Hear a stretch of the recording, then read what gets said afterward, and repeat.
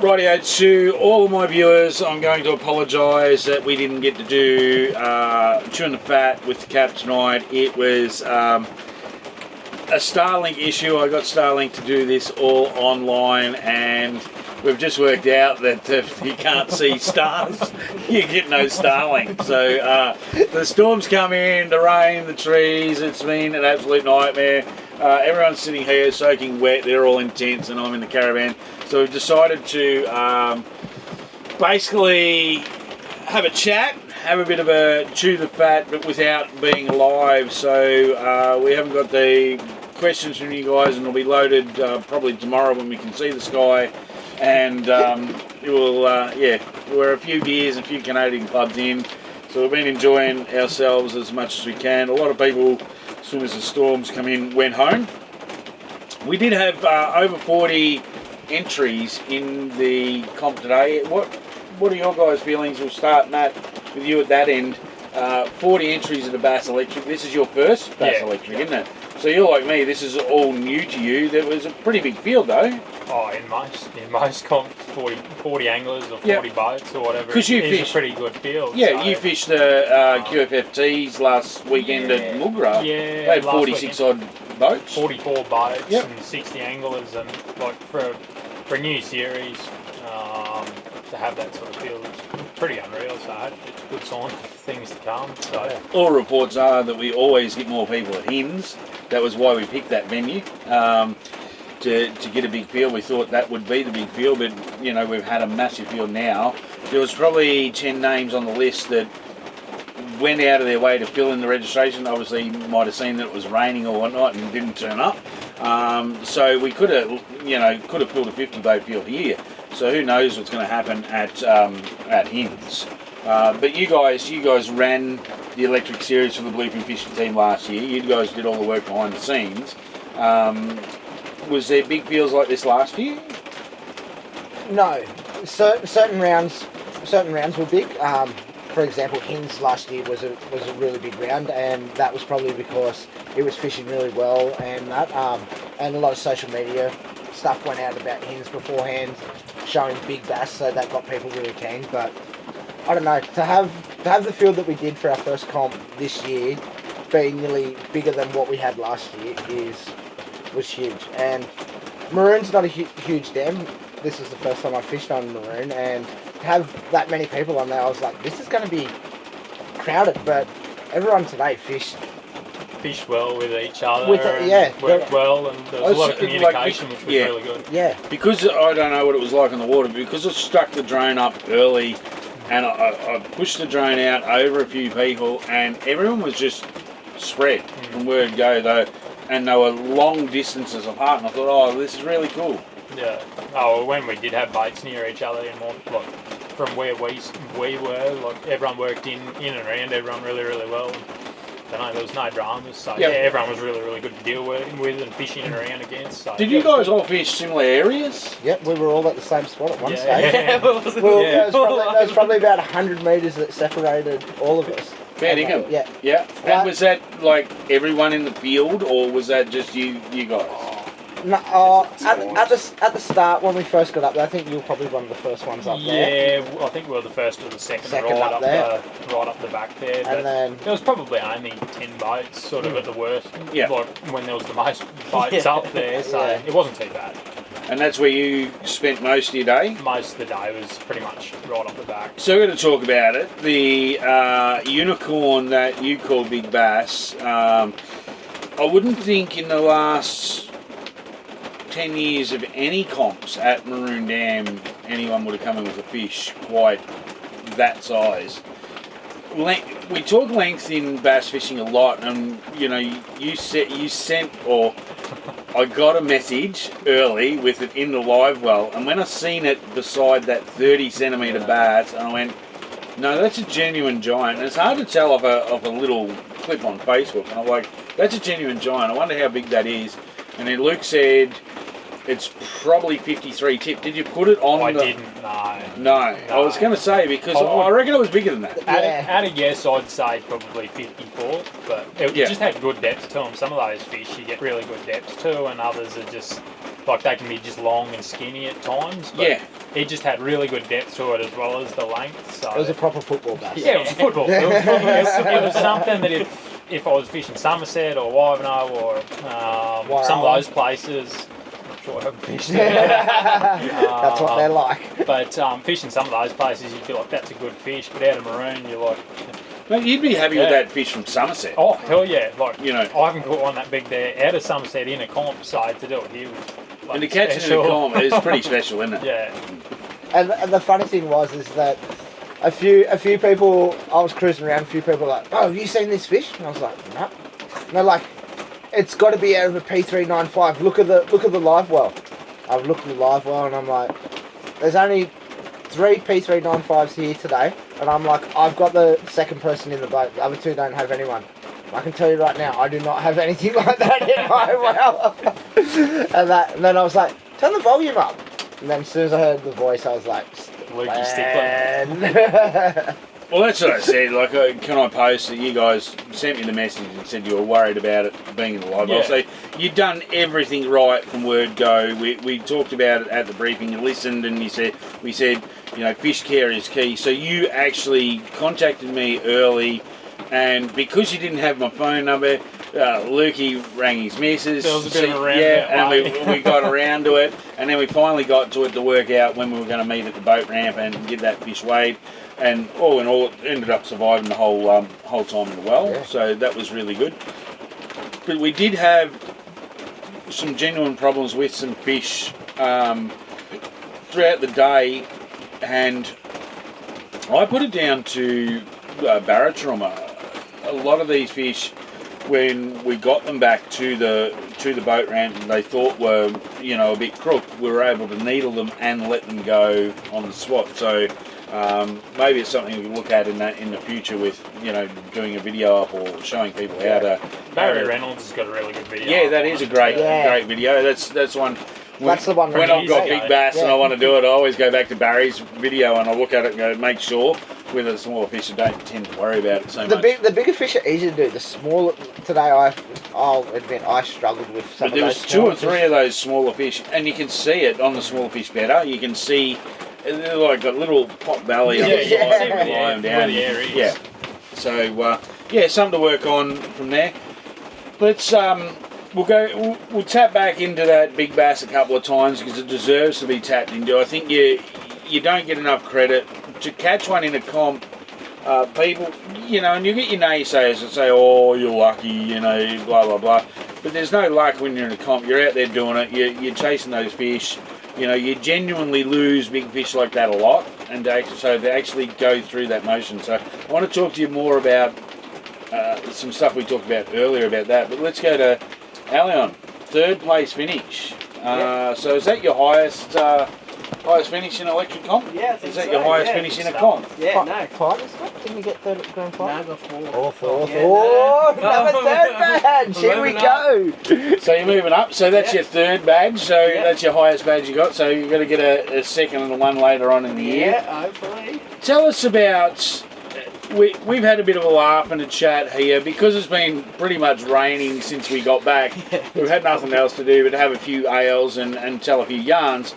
And Alion and I have been sitting here doing some editing just to get away from Bo. And Alion was looking at some video footage of him out on the boat. What did you learn? And I've said this to you guys for 2 years now about cameras, and you probably thought, oh, the silly old bastard doesn't know what he's talking about. But what did you finally figure out today? Oh, it was a lot of the stupid stuff, like stuff leading up to that catch. Is like you're thinking you're hopping it, but it's where you actually pause to, like one of the bass I got today, first legal. I was hopping it, and I looked at the reel, it was being a bit tight or something's playing up, and then as soon as I lift the next hop, he takes off running, and like I would have skipped my mind. I would have thought, oh, maybe it's a pause there. But looking back, it's actually quite cool to see that's where I should change that. And Yeah, so... exactly. No, I say that all the time, and I've said to you guys, have the camera on your boat and run it all the time. You'll learn more out of it. You don't have to post any of the footage on Facebook or YouTube or whatever. You don't have to... But as a learning tool, it is the best thing, because I noticed 4 or 5 years ago when I started to do it was the fact that you'd get there, you'd catch this fish, you'd get up on the stage, and then, you know, with Bass Nation, you get to talk for as long as you wanted. So you'd get up on the stage and you'd say, oh yeah, no, I caught this fish, you know, it was a triple hop and a rah, rah, rah. And then you actually get home, you edit the video footage, and yeah, you've cast out, you've done triple hops for fucking 3 hours, and then all of a sudden you've gone, oh yeah, talking to your co-boater, and you dead sticked it and the fish has grabbed it and you go, oh yeah, got that on a double. You know, It's funny you say that. Yesterday I was eating muesli bars and that's when I was catching fish. Yeah. Just lie down, have to feed, and that's when you Didn't start catching. you say that today? Oh, I had lunch, I had sat the rod down, bloody donk. Yeah, and that's what I mean. So, you know, for those people that laugh about us carrying a camera, sometimes you can just use it for your own advantage and just put the camera on the boat, and then if you catch some fish you can go back, because our mind plays tricks with us, and you know that's just the way it is. But You think you you're learn doing one that. thing and you realise, oh shit, I wasn't even doing Totally that. different. Yeah. So you're sending people on a bum steer when you tell them to use this lure, and you tell them to do the totally wrong thing. But Yeah. that's I suppose what you, when we talk about luck in fishing, it's not luck in a lot of things, but maybe it is luck in the sense that, you know, you've stopped to eat your muesli bar. Yeah. But then the thing is, people say that it's luck, but is it luck that you put that lure there? You had an inkling that there was a spot there that you thought there was a fish. You put it there. Yeah. That fish ate. There's got to be a little bit. But of... I have seen Ellie on cast, and it's not. Lucky it didn't go in the tree. When we say luck, it's luck if it hits the water. You know, so. No. I'm just joking. That would be an Elion's blooper reels. Yeah. Elion fishing. It's part and parcel of it, and you know we. I suppose one thing about tournament fishing that I've learnt over a long period of time, and being one of the old buggers around, is that there is more fun than negativity in tournament fishing, and it used to be a really small secret society type situation. I know, you know, I talked to a few of the old guys. I was talking to Matty about it last night from Bramble Lures. Jace Ehrlich, when I had him on the show, I can remember my dad walking up to Jason early in the day when he was big in his career, and you know, asking for some help, and you know, Jason turned around to my old man and said, for me to know and you to find out. You know, and that's what it was like. But and then you talk to these guys now, and look at what he's doing for the industry. Look at what Matty's doing for the industry. These guys are doing it like those Spectre vibes. Whatever made him design those lures in the first place, whatever come about in the story, I believe you know the story, but whatever happened was just one of those magic moments, because 3 or 4 years ago I was fishing at Central Vic Comp at Blue Rock with Benny Farrow. We were throwing chatterbaits and we were getting a few bites and not in the tops of the trees, and we were catching a few fish, but it wasn't great. Then Benny decided, through his worldly wisdom, that maybe I'm going to colour my blade. So he got a texture out and coloured his blade in, and then, you know, he started catching more fish, and it turned out being that the fish didn't like the flash. And we started, and then I remembered, I went, oh boy, it does a clear blade, I'll ring Jace up. So I ring Jace up and said, the next year I said, Jace, I need some of your Spectre vibes. Nobody down here sells them. Can you send some down? So he sent some down. We went out, both Benny and I just whaled them. I think I lost, the first comp, I lost 9. But it was worth every cent of buying every one of those lures, because every one of them was, every fish that, none of them were on a snag. I lost them on big fish. So I knew if I could land one of these fish, they were going to win me a comp. And the next year come around again, I still had some left, and went out there, caught that big bass for the Blue Rock round as a co-boater, and won big bass, won the comp with that one fish. But it was on the Spectre, and you know, nobody else has thrown them, nobody else had seen them, and they're just such. This is 2 comps in 2 months. Well, a month. A month, really. Have both genuine unicorn fish have been caught on a hot bite lure. Out of dams that don't usually. Aren't known for big bass. Like they've got bass, but not those unicorns. And I'm not sure how big Shawnee Falkenhagen's one was last year, but it was a good fish. But yeah, it's certainly unreal out of this dam. So you were at the QFFT last week in the Moogra. What was big bass for that? Do you know? Did they? Because I know MJ got it. I was about to say MJ got it. I was actually just looking at it. It was a good fish. But it wasn't. I think it was like 50. I think it was slightly smaller than what we got today at the Bass Electrics, but we won't hold that against I have no idea. But if anyone wants to, and we've got no. This is what we were saying last night at the briefing. ABT, we get along really well with ABT, and I get along with all the guys from QFFT. Paul runs an awesome comp. If you want some of the best cheesecake going around, go and see Karen. She hooks everyone up with some really good food. Chef they do by trade, really good. can vouch. Yeah, they do a really good comp. And if you want to, go and do that, we ask you just to support everyone. And what it is it's supporting fishing in general. So we all tournament fish. We all love it. This is why I run them. And it's got to do with there's a little piece of the pie for everyone. I think what has been really cool over the last few years is the change even in the manufacturers' outlooks. You've got some smaller guys like Jason that come in. You've got Hide Up, the boys from Hide Up that come through. And then you've got your Jackals and your Wilsons and your Rapalas, your Daiwas. But you talk to any of them and you talk to them at trade shows, you talk to them anywhere, and they're all like, we just want people to fish. Yeah. We know that we can sell a product that's good enough for people to buy. We're going to do the right thing.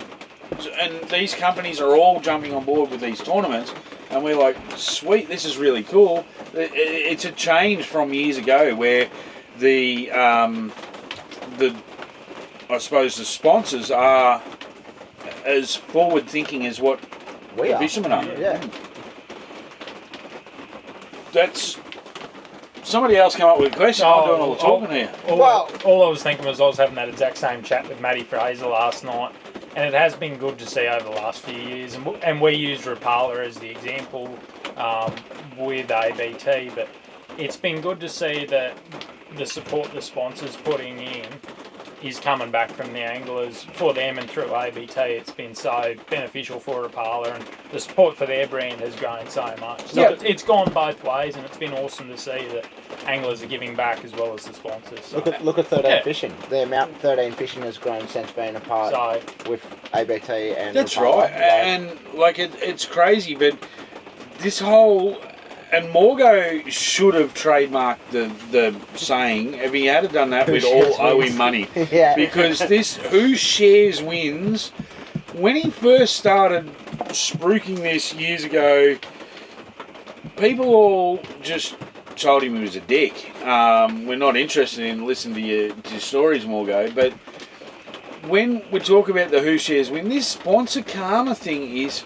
It is real. It is real. I don't know how many comps I've been to, and the worst thing as a fisherman is when you get to a weigh-in and you weigh your fish in and you listen to everyone else tell their stories and you go, that was in my day box and I didn't throw it because, I got it in the sponsor pack the night before and I went, ooh, that's really cool. You throw it in your day box and you think, I'm going to throw that at some stage tomorrow, and it sits in the day box all day. It was like Morgo at the Open. Yeah, at the Open. Went up to the Esk River through the little Rapala. I had that thing on and I threw it once and it didn't swim right. So I put it in the thing. I said, I'll go back and I'll tune that later. And I kept throwing the other shit, and then Morgo wins the comp on it. Yeah, I had the little white and yellow one, and I was like, I can't wait to take this up to the Aurora. And the whole day I'm like, I'm going to take this up to the Aurora. I'm going to take this up. Did I throw it? No. What's it won on? No, so let's talk about lures today. You were obviously using hot bites at some stage. What else were you throwing? Tried different things, but it goes back to what you got confidence in at this time of year on decent fish. Yep. Tried jigs, had a few bites on the jig yesterday. Terrible jig fisherman, so I didn't stick with that too long. Yep. Caught a few little rats on plastics, fished spinnerbaits, and even fished a dressed jackal at one point for the hell of it. So, do you think your mindset changed because you had a big one in the well? no, so I actually got lost two decent fish, one of which probably would have upgraded my smallest one today pretty much within the first 15 minutes. No need to brag. Nah. No, do it. That's Which sort of, you had a few bites, and then went and fished different stuff, didn't have the bites, and it's like, well, we're on an area, we're in prime time, why aren't we getting bites, go back to what's working. It was literally pretty much straight up then that big one came through, so it's I suppose confidence in the bait. Yeah, I'll rephrase that question. So after you got the big one in the well, and you got a 50 plus, and you got a 30 something, and you're like, okay, I want to upgrade the 30. You know, you're generally not going to upgrade a 50. So do you then think, I can swing for the fence here, and I can throw big baits, or I can throw whatever, and not actually worry about, fishing that finesse bait? Yeah. Bang, I'm gonna. Once I'd got that big one, you know that it's pulling better fish. So literally next cast, I think I got another one, which was enough. Which I think upgraded my smallest fish in the well, like by only if 50 or 100 grams, but upgrade nonetheless. Sometimes it only needs to be 10 grams. Hey, Charlie. So it was just stick with that, and then I think probably another 2 casts later, I was literally cast out.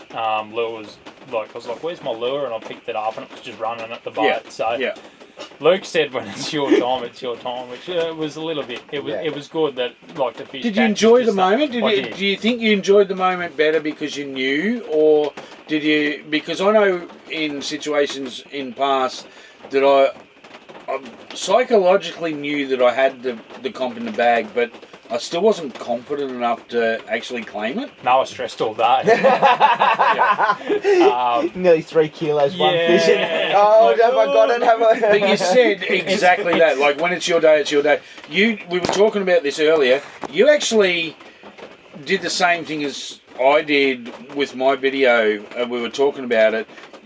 The calmness and everything. Normally, I overreact to everything, and when I caught that big fish at Blue Rock, it was just everything sort of just worked. I was calm and through the situation. You said exactly the same thing happened to you today. Yeah, it was literally, I think I'd busted a lure off on my main rod, and I didn't want to tie it on my jig rod because I was like, jig's tendency for big fish, we'll leave that there. And that left me with one rod, which usually I fish, like I said to you before, I fish at Somerset a fair bit on the chatterbaits, and it was 6 pound. I was stuff it, that'll do.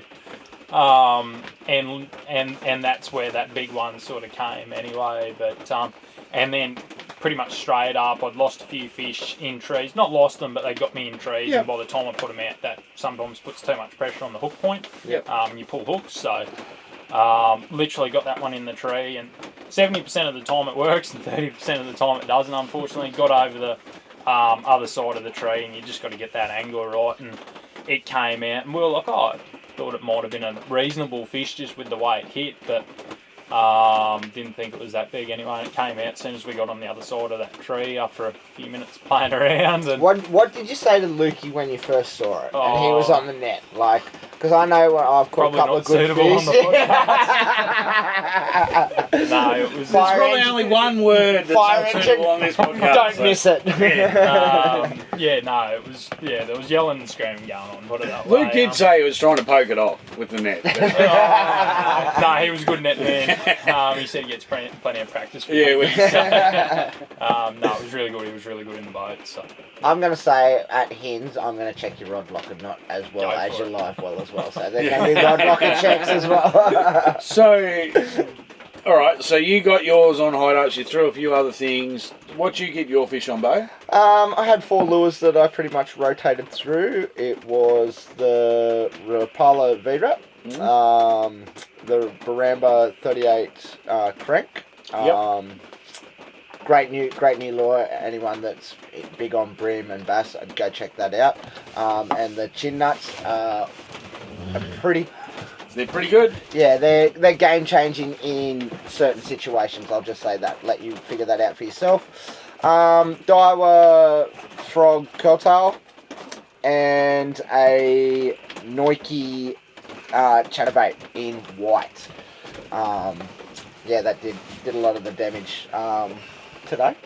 So casting the cool thing about Maroon at the moment is I've never fished it. It was my first time this weekend fishing it, and had a bit of water. So all those lily pads had sometimes 3 meters of water behind them towards the bank. So we just threw the frogs up, worked them. As soon as it come to the lily pad, paused it, gave it a little ringlet, and it was just.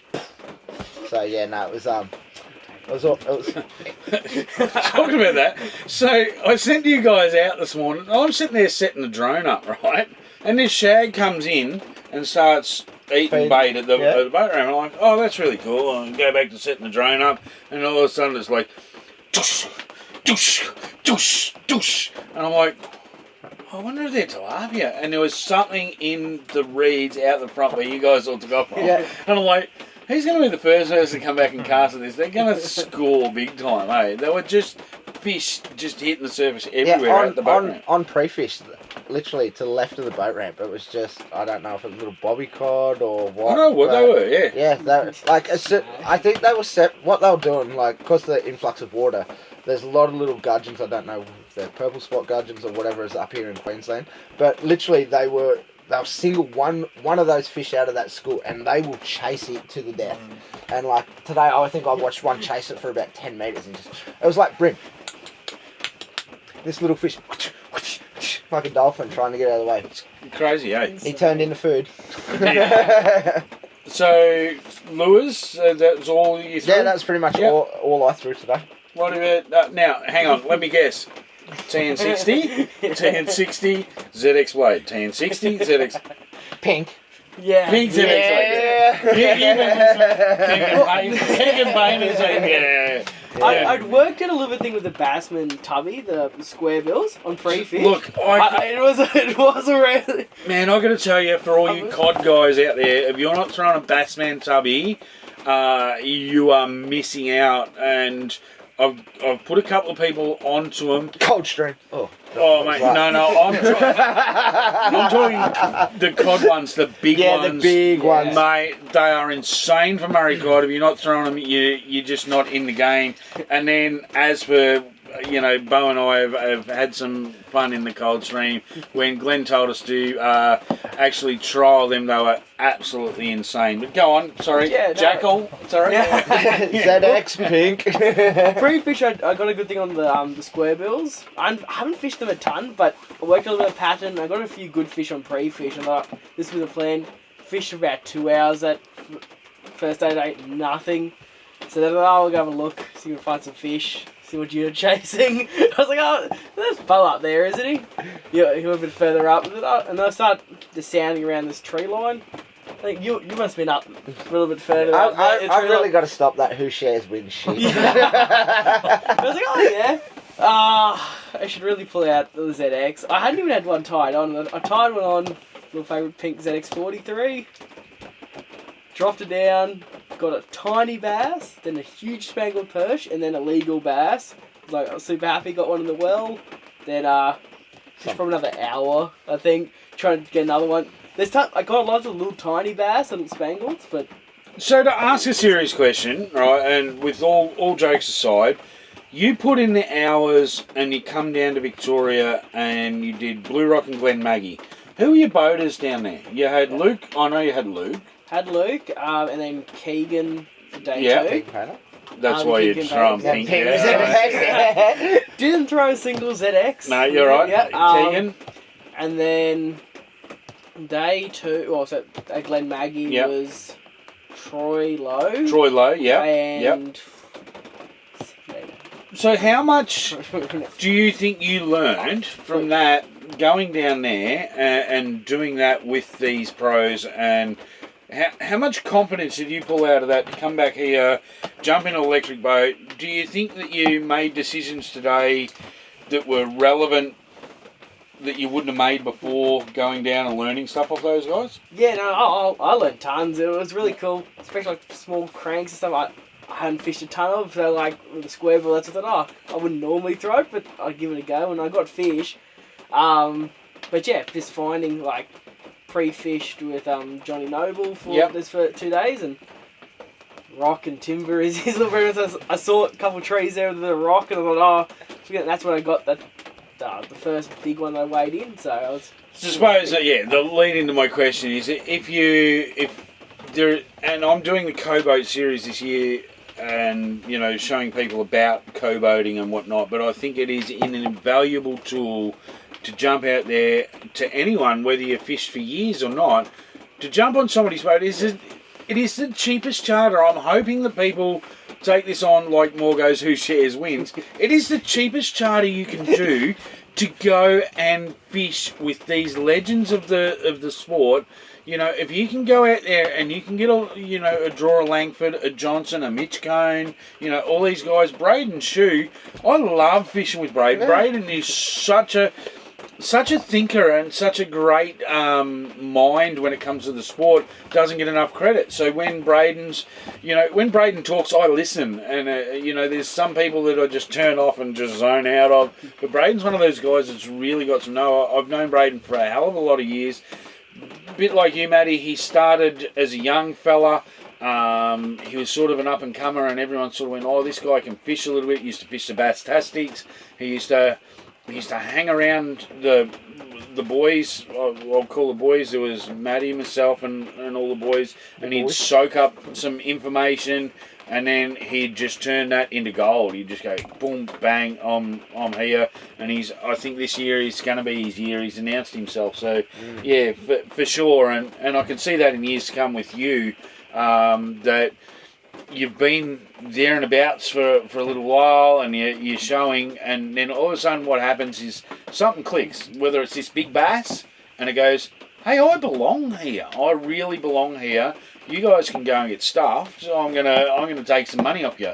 There's nothing worse than, we were laughing about it before, but I think somebody did say, it was in jest, and it was a bit of a thing, but they said, hey, I'm not fishing because Langers is going to fish, right? And that's such a defeatist attitude. But I think, there's so many guys like yourself, Matty, Braden Shue, that have come through the ranks. They've done their time. You guys are going to get there. You guys are going to get there, and they've done their apprenticeship. And then all of a sudden, something like today happens.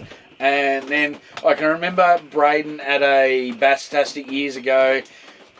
He was going to win it. There was no doubt about it. He actually, I don't know if you remember with the old Bass-tastics with the buckets. He put the bucket on the back of the boat. The fish went, and he, and I was sitting in the boat beside him and camping with him. It was like, do you hang shit on your mate for being a knob, or do you just shut up, or when's too soon? Do you give me a big hug? Or what are you doing? You're like, fuck, I don't know which way to stand with this. But I think that was the moment where he announced himself, and I'm hoping today is the moment that you've announced yourself, and you jump up and you step up with the big boys. I think I called you out 2 weeks ago for this round. Yeah. I was like, Matty Taylor's got this. Why am I going? But let's go anyway. So I want to, how long have we been going? Yeah, it'll be long enough for a podcast. So this is, as I said, something different. We'll keep going for probably another 10 or 15 minutes. But I want to talk about these things as the major sponsor of the round. These things here, and I will put a cutout up so you can see them generally.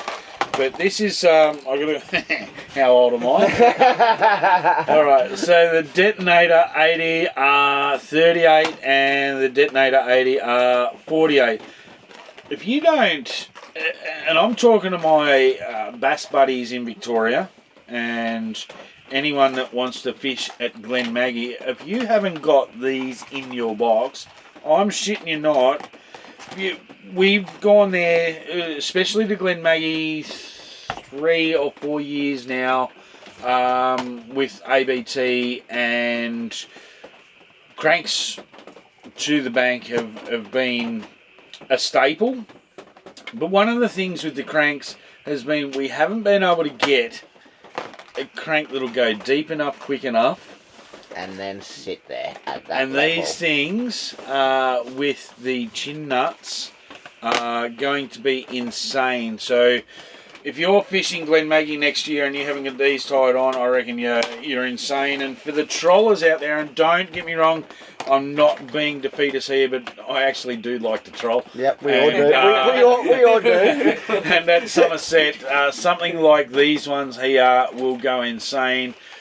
For years and years and years, we used the Man's 20 pluses and the fishy lures and stuff like that. The original wooden blitz baggers were insane at the 25 plus foot mark, but something that's going to be out there in really cool colours.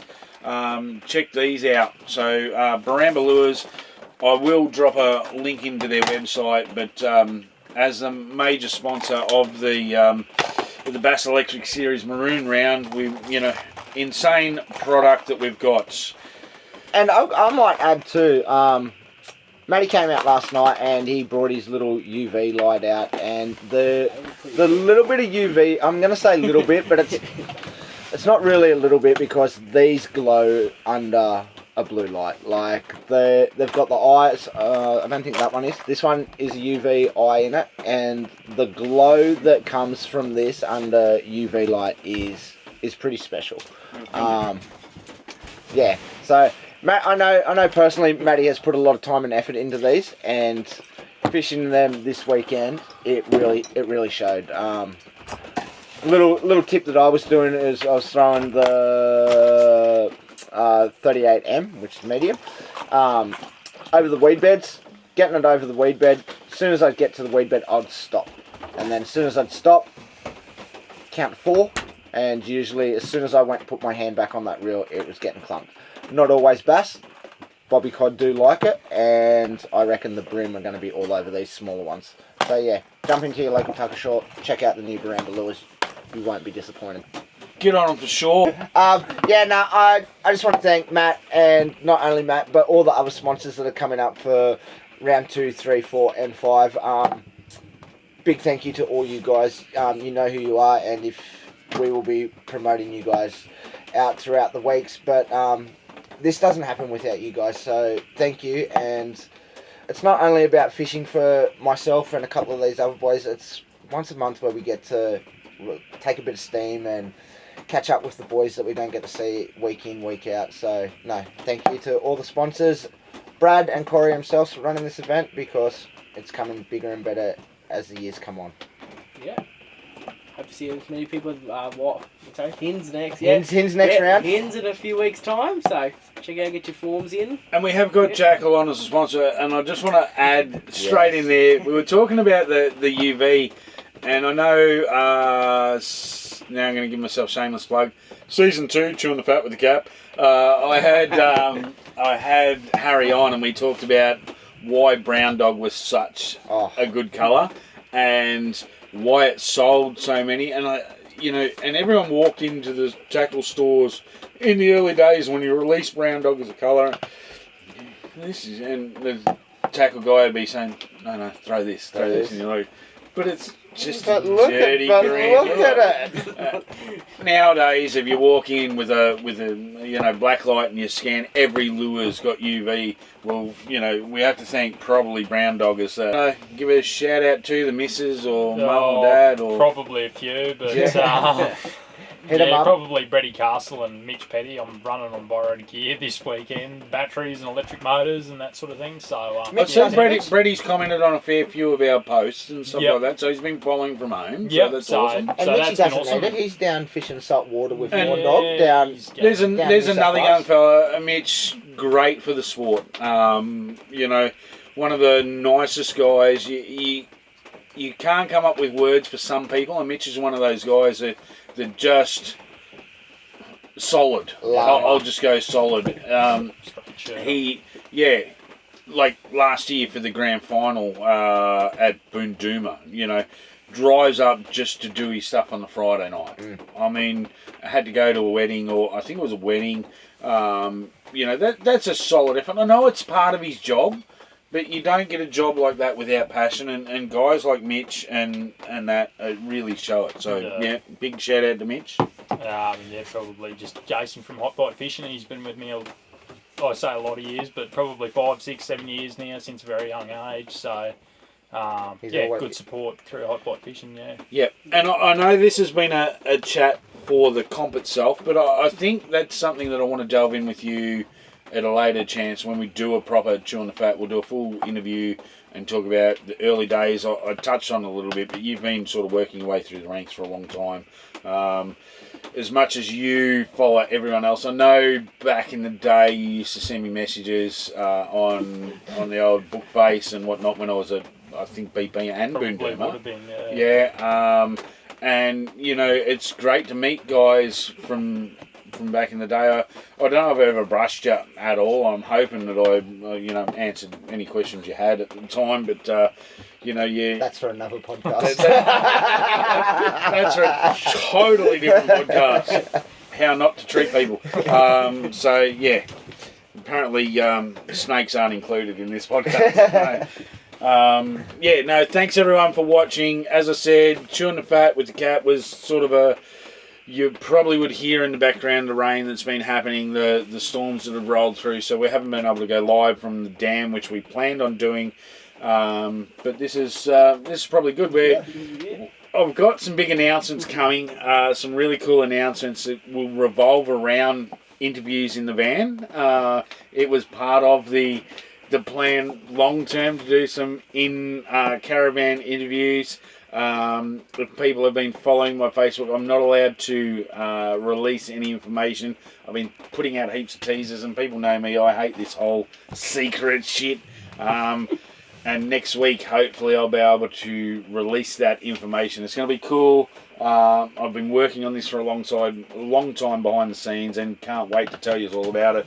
But we're going to call it now out, and I hope I pressed record earlier on. We're not doing this again. We'll talk to you all later.